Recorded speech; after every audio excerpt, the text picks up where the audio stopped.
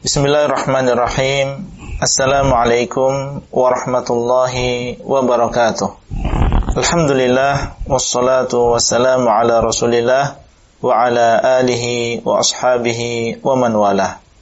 Halaqah yang ke-97 dari silsilah ilmiah pembahasan kitab Fadlul Islam yang ditulis oleh Syekh Muhammad bin Abdul Wahhab rahimahullah. Kemudian setelah itu beliau mengatakan fa innahu may ya'ish minkum fasayara ikhtilafan katsiran fa 'alaikum bisunnati. Maka sesungguhnya orang yang hidup di antara kalian akan melihat perselisihan yang banyak. Dan ini adalah kabar dari Nabi SAW tentang ilmu yang gaib, menunjukkan tentang tanda kenabian beliau SAW akan terjadi perselisihan, tafarruq, perpecahan umat. Dan perpecahan di sini bukan perpecahan yang qalilan, tapi disifati oleh beliau dengan ikhtilafan katsiran. Banyak sekali perselisihan yang membingungkan manusia. Semakin banyak perselisihan, semakin membuat mereka bingung. Yang ini mengajak, yang itu menyeru, yang ini mengiming-imingi. Di kelompok ini ada si fulan, yang kelompok ini ada si fulan. Dan mereka adalah orang-orang yang dikenal, yang dia tahu. Dalam keadaan dia bingung, tidak tahu mana yang harus dipilih dan apa yang harus dilakukan. Tapi Nabi SAW memberikan petunjuk. Bagaimanapun banyak perselisihan tadi, tenang, beliau SAW memberikan petunjuknya. Dan itu adalah jalan keselamatan yang kita yakini dengan seyakin-yakinnya. Beliau mengatakan fa'alaikum bisunnati. Maka hendaklah kalian berpegang teguh dengan sunnahku.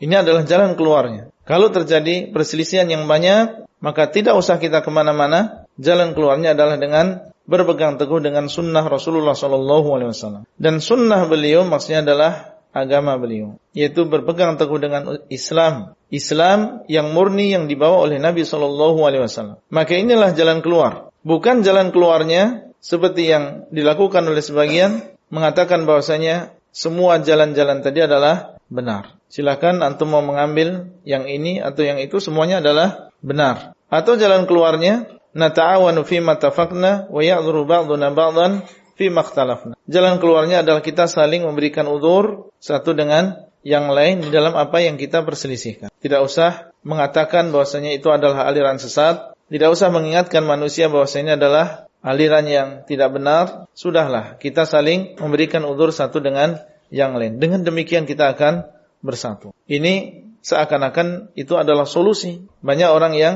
tertipu dengan kalimat persaudaraan, tertipu dengan kalimat persamaan, dan itu ternyata bukan solusi. Kalau demikian caranya, mengatakan bahwasanya wa ya'dhuru ba'duna ba'dan fi makhtalafna, termasuk di antaranya adalah perselisihan kita antara muwahhidin dengan musyrikin, antara ahlu sunnah dengan ahlul bid'ah, dibiarkan dan didiamkan. Maka ini yang pertama, kita meninggalkan amar ma'ruf nahi munkar. Dan tentunya ini adalah menyelisihi apa yang diperintahkan di dalam Al-Quran maupun di dalam As-Sunnah. Kalau kita diam, membiarkan kesyirikan, membiarkan kebid'ahan, maka berarti kita meninggalkan apa yang diperintahkan oleh Allah dan juga Rasulnya, yang menyuruh kita untuk beramar ma'ruf nahi munkar. Dan dengan amar ma'ruf nahi munkar, kita menjadi umat yang terbaik. Kuntum khaira ummatin ukhrijat lin-nasi ta'muruna bil ma'ruf wa tanhauna 'anil munkar. Dan dengannya kita selamat, illa qalilan mimman anjayna minhu. Dan dengannya seseorang mendapatkan al-falah di dunia maupun di akhirat. Wal takum minkum ummatun yad'una ilal khair wa ya'muruna bil ma'ruf wa yanhauna 'anil munkar wa ulaika humul muflihun. Dan merekalah orang-orang yang beruntung. Dan ini adalah sifat orang-orang yang beriman, sebagaimana dalam Al-Qur'an, wal mu'minuna wal mu'minat ba'dhum awliya'u ba'din ya'muruna bil ma'ruf wa yanhauna 'anil munkar. Tapi ketika didiamkan kebid'ahan tadi, kesyirikan tadi, berarti dia memadamkan syiar amar ma'ruf nahi munkar. Dan ini adalah sebab turunnya laknat Allah Azza wa Jalla. Lu'inal ladzina kafaru min bani Israil ala lisani Dawud wa Isa bin Maryam, dzalika bima 'asaw wa kanu ya'tadun, kanu la yatanahawna 'an munkarin fa'alu. Mereka dahulu tidak saling melarang dari kemungkaran. Bukan itu cara penyelesaiannya. Dan bukan itu cara menyatukan umat. Caranya adalah dengan yang ditunjukkan oleh Nabi SAW di sini. Kalau memang terjadi perselisihan, ayo kita fa'alaikum bisunnati. Enggak usah berselisih, kita semuanya kembali kepada sunnah Rasulullah sallallahu alaihi wasallam, berpegang dengan Islam yang murni yang dibawa oleh beliau sallallahu alaihi wasallam. Inilah cara untuk mengatasi perselisihan tadi. Kita kembali kepada jalan yang sudah ditempuh oleh Nabi sallallahu alaihi wasallam, yang melenceng ke kanan kembali ke tengah, yang melenceng ke kiri kembali ke tengah. Dengan demikian kita akan berkumpul dan bersatu di tengah, di jalan Nabi sallallahu alaihi wasallam. Kemudian kita jalan bareng. Itulah cara bersatu yang benar. Adapun membiarkan mereka di atas subul, masing-masing di jalannya, maka ini membiarkan mereka di atas kesesatan, mendiamkan kemungkaran yang ada pada diri mereka. Ini bukan penyelesaian, bahkan dengan sebab ini mereka akan mendapatkan kehinaan. Musuh akan menganggap remeh mereka. Dan disebutkan dalam hadis, apabila kalian sudah saling berjual beli dengan ainah, salah satu jenis jual beli riba, dan kalian mulai memegang ekor-ekor sapi, maksudnya adalah sibuk dengan dunia kalian, wa taraktumul jihad, dan kalian meninggalkan jihad fisabilillah. Termasuk di antara jihad adalah jihad bil ilm, dengan cara dakwah. Maka ini adalah sebab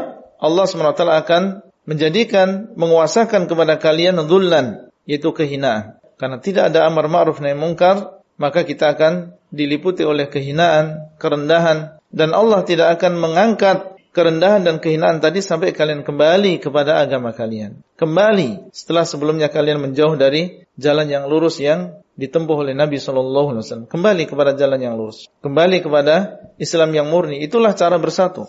Fa'alaikum bisunnati, maka hendaklah kalian berpegang teguh dengan sunnahku. Wa sunnatil khulafa'ir rasyidin al-mahdiyyin min ba'di, dan sunnah para khulafa'ir rasyidin al-mahdiyyin min ba'di. Sunnah para khulafa' yang mereka disifati yang pertama rasyidin. Maksudnya adalah orang yang berilmu, lurus dengan sebab ilmu yang mereka miliki. Kemudian al-mahdiyyin, mereka adalah orang-orang yang mendapatkan petunjuk. Ilmu yang mereka miliki mengantarkan mereka untuk mengamalkan. Oleh karena itu, khulafa ar-rasyidin al-mahdiyyin terkumpul di dalam diri mereka ilmu dan juga amalan. Dan ini adalah sesuatu yang jarang. Jarang seorang pemimpin dia sekaligus sebagai seorang yang alim dan sekaligus dia adalah seorang yang amil. Ini adalah perkara yang jarang. Biasanya seorang pemimpin sibuk dengan dunianya, tidak memiliki ilmu atau memiliki ilmu sedikit, mengamalkan juga seadanya, sibuk dengan urusan dunianya. Tapi kalau seorang pemimpin sampai terkumpul di dalamnya ilmu yang luar biasa dan juga mereka adalah orang yang sangat mengamalkan ilmunya, maka inilah orang-orang yang pilihan. Dan demikian sifat para khulafaur rasyidin al-mahdiyyin, mereka adalah Abu Bakar, Umar, Uthman dan juga Ali. Kalau kita kembali kepada sirah mereka, kita dapatkan tentang ilmu mereka yang dalam di dalam masalah agama ini. Dan amal juga demikian. Maka kita disuruh untuk berpegang teguh dengan sunnah mereka. Apa sunnah para khulafaur rasyidin al-mahdiyyin? Sunnah mereka adalah supaya kita berpegang teguh dengan sunnah Rasulullah SAW. Itulah jalan hidup para khulafaur rasyidin. Jalan hidup mereka adalah bagaimana mengikuti sunnah Rasulullah SAW. Jangan dipahami bahwasanya mereka punya sunnah sendiri selain dari sunnah Nabi SAW. Bahkan sunnah mereka adalah bagaimana mengikuti sunnah Rasulullah SAW. Kemudian beliau mengatakan, tamassaku biha, hendaklah kalian berpegang teguh dengannya. Tamassak, yaitu dengan tangan kalian. Wa'addu 'alaiha bin nawajid, dan gigitlah sunnahku tadi dengan gigi geraham kalian. Tamassaku, kita disuruh untuk memegangnya, tidak melepaskannya. Ditambah lagi, lebih menguatkan, bukan hanya sekedar dipegang tapi juga digigit. Dan digigitnya bukan dengan sembarang giginya tapi dengan gigi geraham. Maka ini adalah penguatan setelah penguatan, disuruh kita untuk berpegang teguh dengan sunnah Nabi SAW. Dan ini adalah bisa kita pahami dari perintah untuk berpegang teguh dengan sunnah, peringatan dari melakukan bid'ah. Kita harus pegang, kita harus gigit, jangan sampai kita berpaling kemudian kita lepaskan dan lebih kita memilih melakukan bid'ah di dalam agama. Kita harus kuat di dalam memegang sunnah ini. Kemudian yang kedua, wa iyyakum wa muhdatsatil umur, dan hati-hati kalian dari perkara-perkara yang diada-adakan. Dan kalimat wa iyyakum maknanya adalah tahdzir, hati-hati, menunjukkan bahwasanya perkara yang setelahnya adalah perkara yang jelek yang bisa membahayakan kita. Sehingga Nabi SAW mengatakan wa iyyakum, hati-hati kalian, waspadalah kalian dari perkara-perkara yang diada-adakan, yaitu perkara yang baru tidak ada di dalam sunnah Nabi SAW. Itu namanya muhdatsat. Di sana ada agama Islam yang dibawa oleh Nabi SAW. Di sana ada perkara yang baru yang datang setelah agama Islam tadi. Dinamakan dengan muhdatsat al-umur. Beliau mengatakan wa iyyakum, hati-hati. Ini adalah segi yang kedua, menunjukkan tentang tahdzir dari bid'ah, peringatan dari bid'ah itu sendiri. Fa inna kulla muhdatsatin bid'ah. Karena sesungguhnya setiap sesuatu yang baru yang tidak diajarkan oleh Nabi SAW, tidak dilakukan oleh para khulafaur rasyidin, maka itu dinamakan dengan bid'ah. Segala sesuatu yang baru yang tidak diajarkan oleh Nabi SAW dan juga para sahabatnya, khususnya para khulafaur rasyidin, maka itu dinamakan dengan bid'ah. Wa kullu bid'atin dhalalah, dan setiap bid'ah maka itu adalah sesat. Dan di dalam riwayat yang lain wa kullu dhalalatin finnar, dan setiap yang sesat itu tempat kembalinya ya di neraka. Tentunya ini adalah juga tahdzir dari bid'ah. Segi yang ketiga, karena Nabi SAW mensifati bid'ah ini adalah sebuah kesesatan. Orang yang melakukan, berarti dari tiga sisi minimal. Pertama dari sabda beliau fa'alaikum bisunnati, kemudian yang kedua dari ucapan beliau wa iyyakum wa muhdatsatil umur, kemudian dari ucapan beliau wa kullu bid'atin dhalalah. Semua ini adalah takkid di atas takkid, penguatan dan penguatan selanjutnya tentang peringatan dari bid'ah. Dan mungkin saja bisa dimasukkan di dalam kalimat usikum bittaqwallah. Ya, hendaklah kalian bertakwa kepada Allah, masuk di dalamnya adalah menjauhi bid'ah. Baik. Hadis ini diriwayatkan oleh Tirmidzi. Qala Tirmidzi haditsun hasanun sahih. Dan di sana ada imam-imam yang lain juga yang meriwayatkan hadis ini. Ya, termasuk di antaranya adalah Abu Dawud, Tirmidzi dan juga Ibnu Majah. Baik.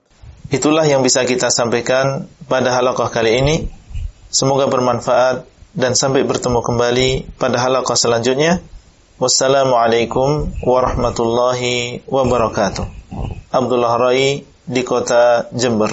Materi audio ini disampaikan di dalam grup WA Halaqah Silsilah Ilmiah HSI Abdullah Rai.